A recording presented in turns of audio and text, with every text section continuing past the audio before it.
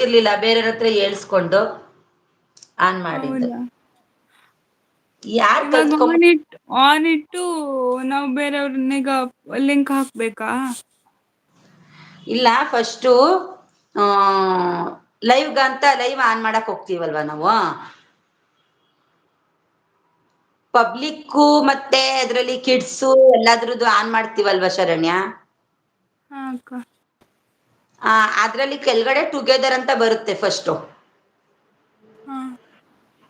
ಈಗ ನಾವು ಒಂದು ಅದ್ರ ಮೇಲೆ ಬರಿತೀವಿ ನೋಡು, ನಾವು ಪೆನ್ಸಿಲ್ ತರ ಬರುತ್ತೆ ನೋಡು, ಹಾ. ಪೆನ್ಸಿಲ್ ತರ ಬರೋದಕ್ಕೆ ಹೋಗ್ಬಿಟ್ಟು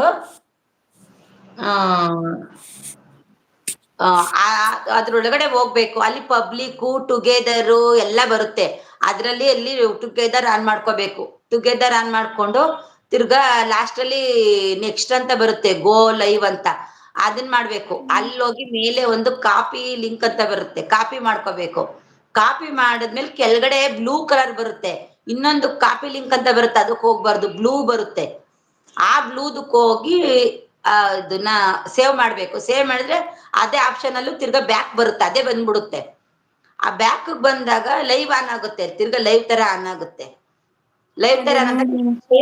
ಒಂದು ಕ್ರಾಸ್ ಅಲ್ಲಿ ಶೇರ್ ಬಟನ್ ಅಂತ ಬರುತ್ತೆ, ಪುನಃ ಅದಕ್ಕೆ ಹೋಗೋದು. ಅಲ್ಲೋದ್ಮೇಲೆ ಪೋಸ್ಟ್ ಅಂತ ಬರುತ್ತೆ ಒಂದು ಕೆಳಗಡೆ, ಕಾಪಿ ಹಾ. ಆಮೇಲೆ ಶೇರು, ಮತ್ತೆ ಇನ್ನೊಂದು ಪೋಸ್ಟ್ ಅಂತ ಬರುತ್ತೆ. ಪೋಸ್ಟ್ ಹೋಗ್ಬೇಕು. ಪೋಸ್ಟ್ ಹೋದ್ರೆ ನಮ್ದು ಇದು ಚಾನಲ್ ಬರುತ್ತೆ, ಅಲ್ಲಿ